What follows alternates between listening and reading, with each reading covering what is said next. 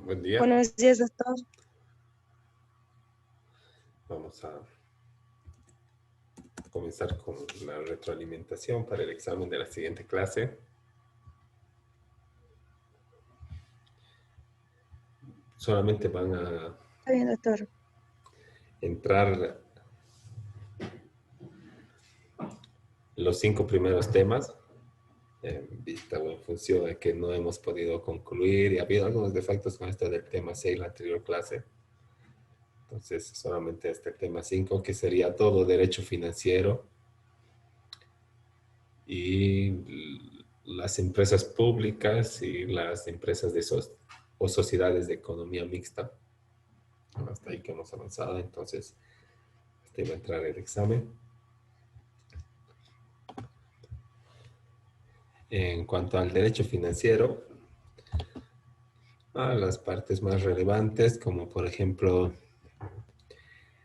el concepto del derecho financiero, como la disciplina que tiene por objeto el estudio sistemático del conjunto de normas que regulan la recaudación, gestión y erogación de medios económicos pertenecientes al Estado, teniendo siempre en cuenta que el derecho financiero no regula la actividad financiera de los particulares, sean personas naturales o jurídicas o corporaciones de índole privada, porque para esto está el derecho privado, ¿verdad? El derecho civil y el derecho comercial. Ahora, para la actividad financiera del Estado, en este proceso de recaudación o ingresos, gestión, erogación, que sería gasto y atención de necesidades públicas, el, se encuentra regulado por el derecho financiero. Y esta actividad financiera del Estado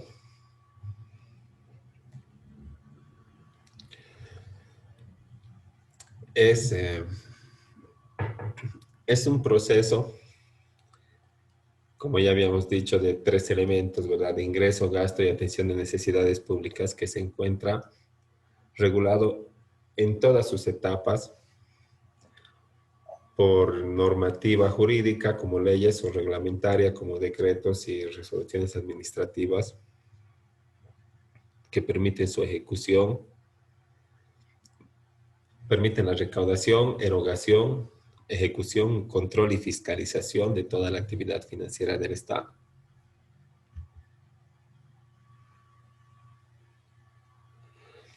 Y como señala acá, ¿no? La actividad financiera del Estado no tiene intereses meramente económicos, o sea, no se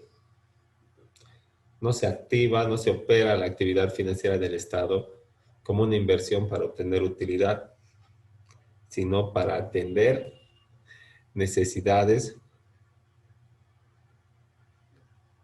públicas y prestar servicios básicos que le dan otra orientación y otro sentido a esta actividad financiera comparada con la actividad financiera de las corporaciones que solamente buscan aumentar su valor o obtener lucro o utilidad, y de las finanzas o de la actividad financiera privada que lo que hace es satisfacer las necesidades de una persona o de un grupo determinado que viene a ser el núcleo familiar, pero no tiene ese carácter de satisfacción de las necesidades públicas que tiene la actividad financiera del Estado.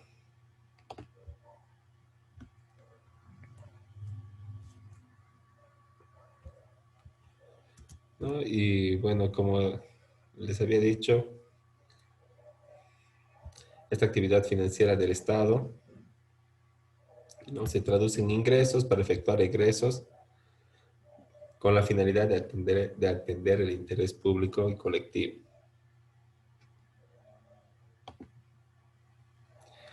Y tiene 4 aspectos: económico, político, jurídico y sociológico. El económico, porque es una disposición y una aplicación de recursos líquidos del Estado. El político, porque representa una manifestación de la potestad financiera del Estado, porque es el Estado el único que puede recaudar mediante tributos los recursos necesarios para ejercer sus funciones. Y además es el Estado el que eroga los gastos para atender las necesidades públicas, de acuerdo a lo que establece la Constitución y también de acuerdo a la política financiera y económica y de desarrollo que tiene el gobierno de turno. Entonces todo esto se conjuga para poder alcanzar los objetivos que se ha planteado el gobierno de turno, pero siempre dentro del marco establecido por la Constitución Política del Estado en el artículo 321 que habíamos revisado y que obliga a atender con una especial prioridad las partidas correspondientes a salud, educación, vivienda, acceso a los servicios básicos. El aspecto jurídico viene dado por la normativa o por el derecho positivo que regula tanto la recaudación, el gasto y la atención de las necesidades públicas y también el control y la fiscalización de la aplicación de los gastos. El control que se ejerce al momento de la aplicación para que todo esté de acuerdo a la norma y a los plazos y reglas que establece la ley del presupuesto, en el momento en el que se están ejerciendo las actividades financieras del Estado y la fiscalización que viene al, posterior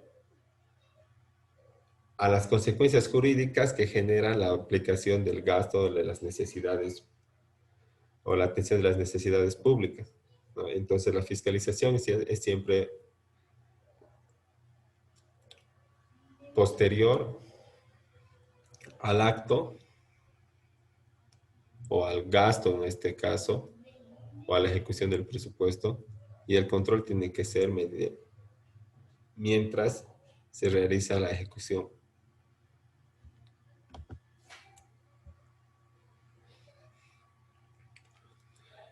Los elementos de la actividad financiera, como ya habíamos visto, son tres: ingreso, egreso, interés público y colectivo. Ingresos: ¿cómo se obtienen recursos?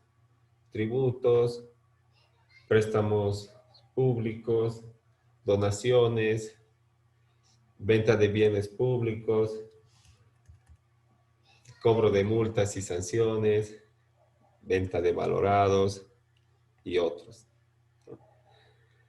Egresos, lo que son los gastos que se realizan en la gestión, manejo y administración de los gastos, y el interés público y colectivo que se atiende mediante la aplicación y la erogación de los recursos para la satisfacción de necesidades. Entonces, estos tres son los elementos de la actividad financiera del Estado, y ese es un punto muy importante. ¿Cuál es el contenido del derecho financiero? Es el ordenamiento jurídico de los recursos económicos del Estado o las disposiciones legales que regulan la gestión financiera a través del presupuesto general del Estado y también las normas para la recaudación, como por ejemplo la ley 843 o el Código Tributario. Y también está la Ley Orgánica del Poder Ejecutivo, la Ley SAFCO, la 1178 de Servicios de Administración de Fondos de la Comunidad. Entonces es amplio el marco normativo del derecho financiero. En cuanto a su contenido, o las ramas del derecho que están contenidas dentro de la materia del derecho financiero, está el derecho presupuestario, el derecho patrimonial público, el derecho presupuestario que regula la formulación, presentación, discusión, aprobación, promulgación, hasta la etapa de control y fiscalización de la aplicación del presupuesto. el patrimonio público, el derecho patrimonial público, ¿no? Regula la administración de los bienes del Estado. El derecho monetario, ¿no? Que regula las políticas de emisión monetaria, reservas internacionales y todo lo que es materia del Banco Central de Bolivia. El derecho tributario, que regula la recaudación y las obligaciones tributarias de los sujetos pasivos frente al Estado.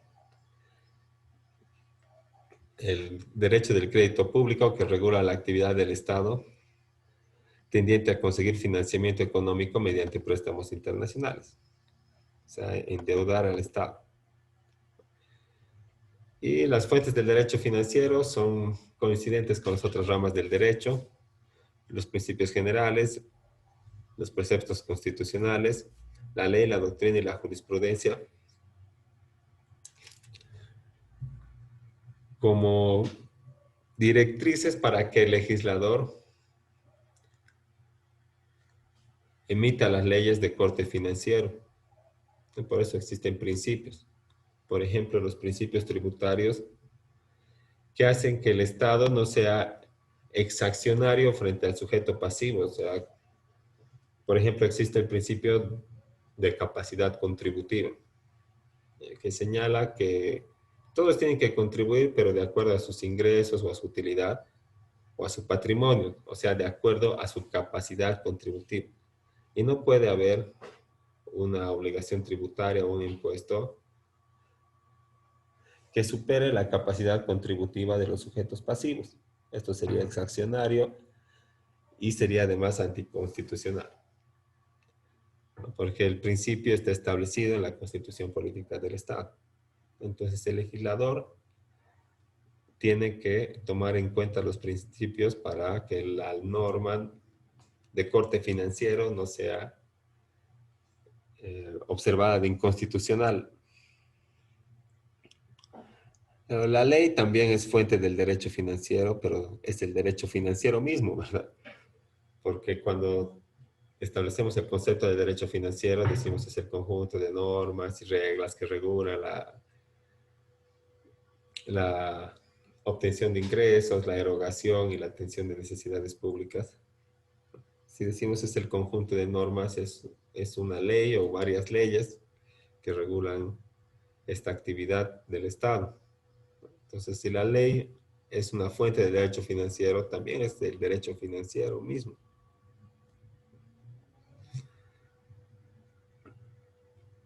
También está la doctrina, que son las opiniones de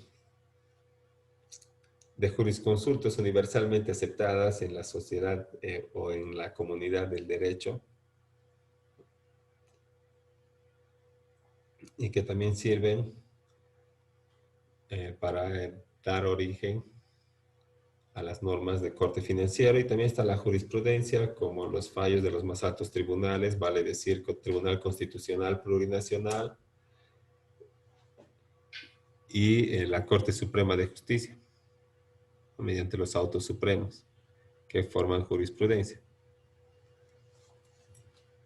Y la jurisprudencia también tiene que ser tomada en cuenta a la hora de generar normas, no solo de corte financiero, sino de cualquier otra materia,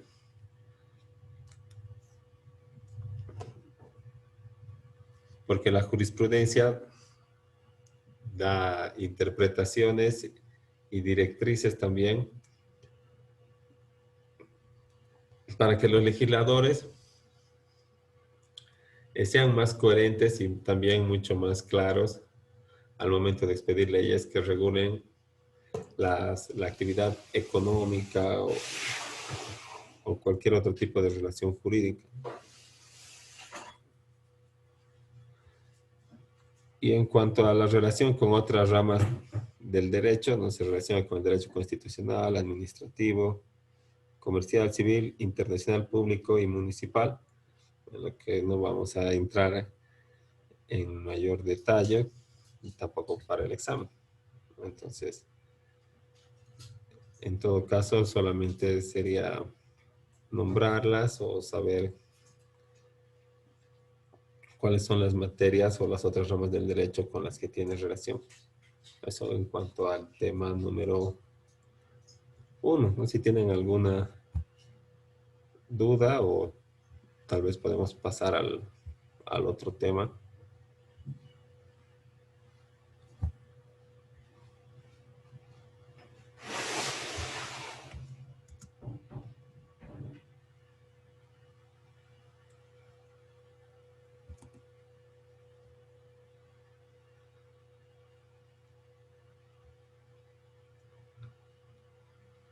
Entonces, si no hay Creo que dudas, todo claro, doctor. sí, está todo claro. Mm. Entonces vamos a pasar al siguiente tema, que es la actividad Doctor, financiera. Sí, disculpe, de esta retroalimentación es lo que va a ingresar a nuestro examen, ¿verdad? sí, Ah, ya, está bien, doctor. justamente es para el Gracias. examen de la siguiente clase. Ya sé, no está el rato, no le puedo escuchar bien, lo siento. Sí, no, es para el primer parcial, y es lo que vendrá al examen. Listo, doctor. Entonces vamos a continuar con el tema 2, que es la actividad financiera. Nos hace referencia un poco al origen de las finanzas, que en este caso hacemos referencia a las finanzas públicas, como habíamos dicho, ingreso, egreso y actividad financiera o prestación de servicios públicos y atención de necesidades básicas por parte del Estado. De eso se trata las finanzas públicas, ¿no? Pero las finanzas públicas no son las únicas que existen, sino que existen también finanzas corporativas y también finanzas privadas. Y las finanzas corporativas lo que quieren hacer o el objetivo que persiguen es obtener utilidad, o sea, crear mayor valor mediante el uso o la inversión de recursos. Y las finanzas privadas solamente satisfacen las necesidades de un número limitado de personas, ¿no? Necesidades personales o del núcleo familiar. Y las finanzas públicas, ¿no?, atienden las necesidades básicas y optimizan el cumplimiento de los objetivos del Estado o los fines del Estado, que es prestar seguridad ciudadana mediante la policía, asegurar el acceso a a la salud, cumplir con la educación, ¿no?, acceso a servicios básicos y la optimización de otros derechos que también van surgiendo de acuerdo a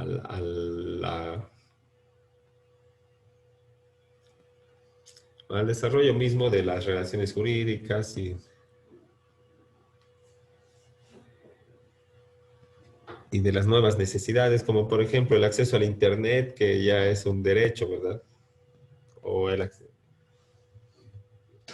o los otros derechos que son ya de índole comunitaria, que antes, bueno, que han venido surgiendo con el desarrollo del tiempo, ¿no? Pero en las finanzas públicas lo que hacen es optimizar los objetivos del Estado, o sea, cumplir con los fines, pero siempre de acuerdo a la política financiera del gobierno de turno.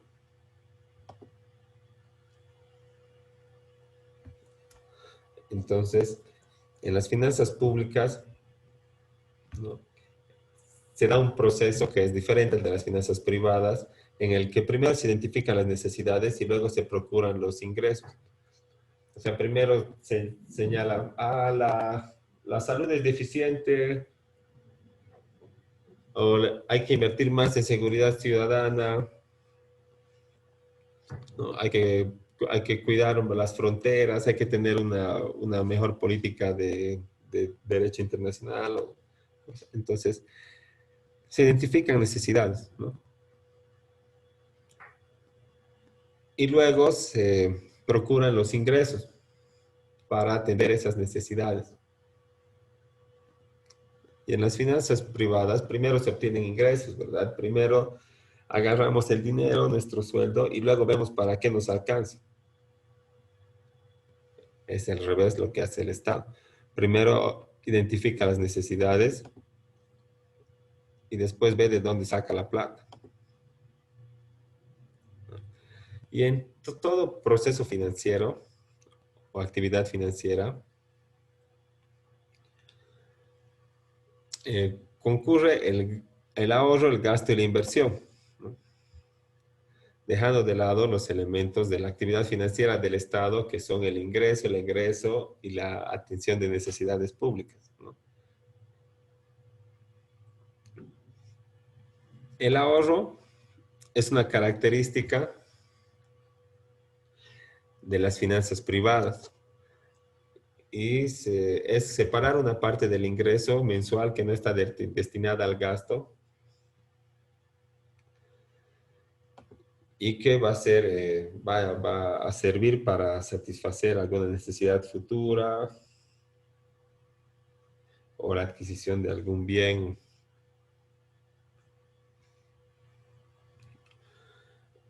Otro elemento que es característico de las finanzas privadas es el gasto, ¿no?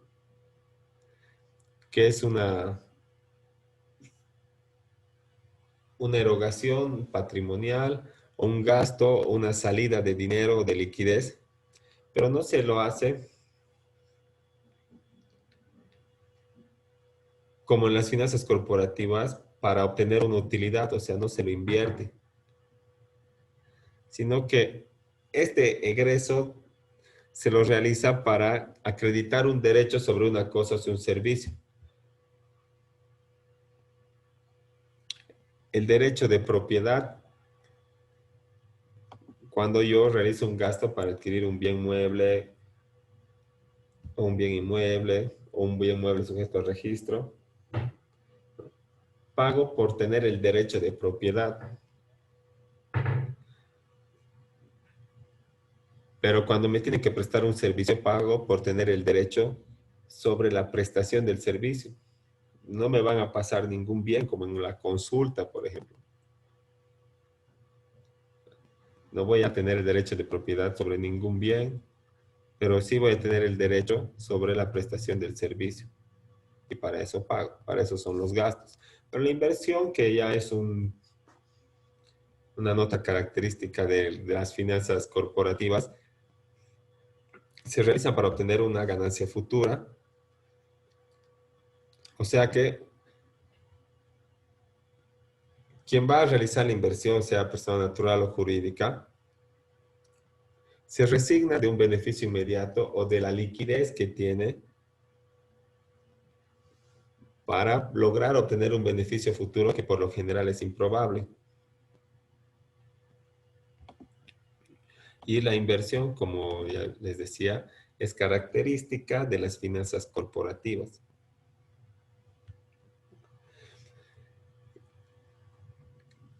Y en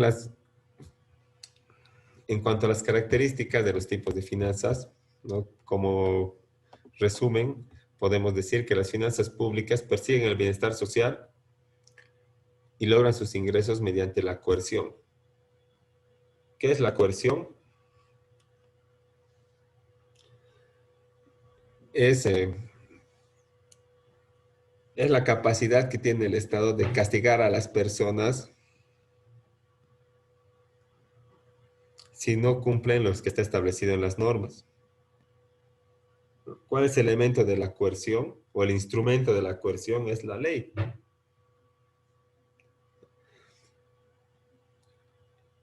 El Estado logra sus ingresos mediante la coerción. ¿Qué hace el Estado? Mediante una ley crea impuestos que las personas van a tener que pagar siempre y cuando incurran en el hecho generador. Y si no pagan el impuesto, hay sanciones. Primero administrativas, de índole económica, y luego de acuerdo a la cuantía o a la gravedad de las infracciones, ya pueden ser tomadas como delitos tributarios y puedo hasta perder mi libertad, ¿verdad? Entonces, el Estado no me pide que amablemente le done una parte de mis ganancias, sino que me obliga mediante la amenaza de una sanción. Y todo esto es legal. O sea, tiene un fundamento jurídico y hay leyes que establecen la obligación de pagar, establecen los plazos, establecen las infracciones y establecen las sanciones y las multas de las que voy a tener que responsabilizarme en caso del incumplimiento de las obligaciones que legalmente están establecidas. Entonces, esa es una característica de las finanzas públicas, ¿no? Que los ingresos se logran mediante la coerción.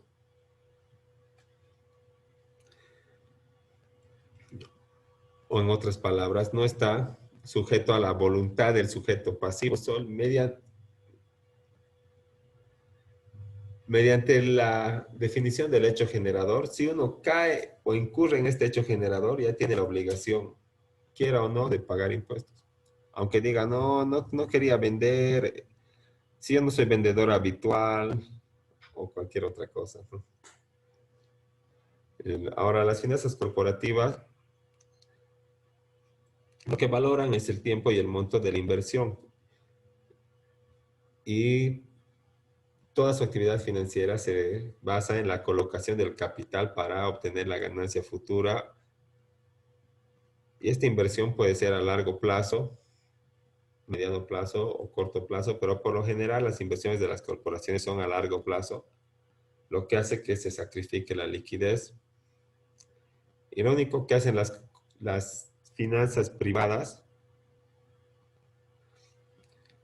es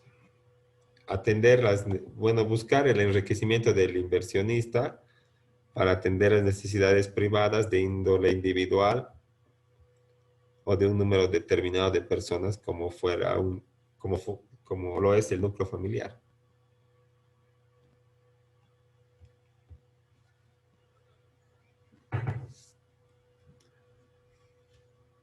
Pero el derecho financiero, como habíamos visto en la anterior lección, solamente se ocupa de la actividad financiera del Estado y no de estos otros dos grupos de actividad financiera de los que se ocupan las leyes privadas, como son el Código Civil, el Procedimiento Civil, el Código Comercial.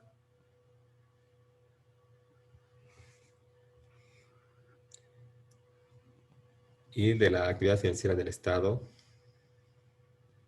¿no? Se ocupa el derecho presupuestario, el derecho tributario, el derecho de crédito público, ¿no? Y otras ramas del derecho público. La actividad financiera del Estado es el conjunto de decisiones económicas que se materializa en la realización de ingresos y gastos públicos. La actividad financiera del Estado es igual a ingreso, gasto y atención de necesidades públicas. Se concretan en decisiones instrumentadas mediante programas de ingresos y gastos. Y este programa de ingresos y gastos se llama presupuesto, que es a la vez una ley y un documento contable que es ejecutado por un organismo público que se somete al principio de legalidad y que es de carácter cíclico porque cada año va a promulgarse una nueva ley del presupuesto para el siguiente año y otra vez y otra vez y otra vez para que el Estado pueda tener recursos para prestar los servicios básicos y atender las necesidades públicas a las que está obligado, ¿no? Porque si no, no habría necesidad de que exista Estado.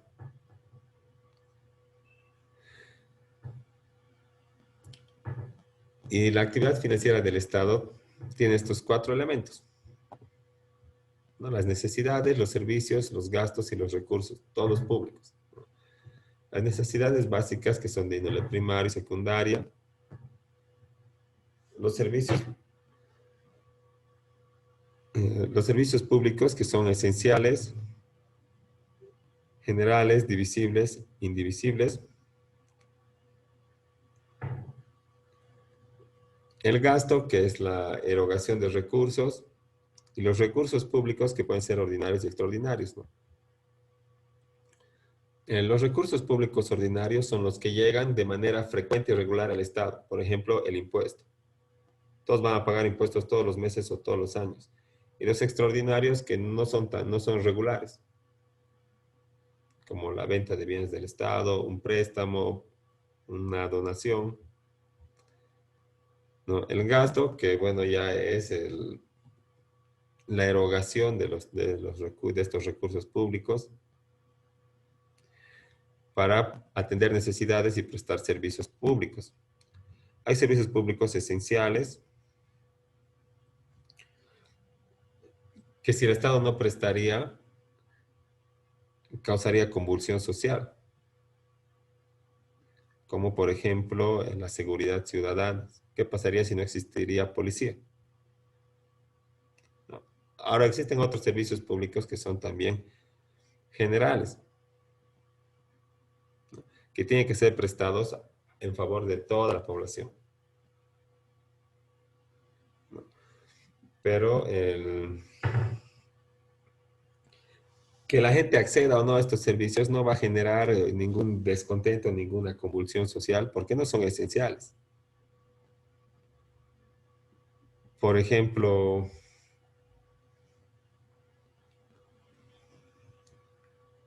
el registro de la ciudadanía mediante el certificado de nacimiento. Luego existen servicios públicos que son divisibles e indivisibles. Los servicios públicos indivisibles son aquellos que se prestan a la población en general y que no pueden ser individualizados. Por ejemplo, la construcción de una obra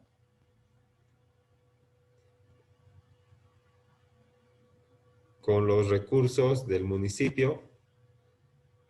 Si yo pago impuestos al municipio, no puedo ir a la calle o al puente y decir, ah, este metro cuadrado en el que estoy parado es mío porque yo he pagado. Es indivisible, ¿verdad? El beneficio es para todos. Pero existen servicios públicos divisibles en los que se puede individualizar la prestación, como por ejemplo cuando yo voy a hacerme atender al servicio de salud pública. A mí me hacen la consulta, a mí me hacen el examen, a mí me hacen la curación de manera individual. Nadie más se beneficia de ese servicio público que yo. Aunque la prestación está para todos los que accedan a ella, pero de manera individual se aplican servicios y beneficios. Y el otro elemento son las necesidades públicas, que son primarias y secundarias, ¿no? Primarias, que tienen que ver con el ejercicio de la soberanía del Estado, la seguridad pública, el acceso a los servicios básicos como el agua, que no puede ser administrado o delegado su administración a la iniciativa privada, y necesidades públicas de índole secundaria, ¿no? Que son registros, por ejemplo, servicios legales municipales y atención de otras necesidades que no tienen que ver con el normal desarrollo de la vida, que no van a afectar al normal desarrollo de la vida, ¿no? En caso de que no se presten.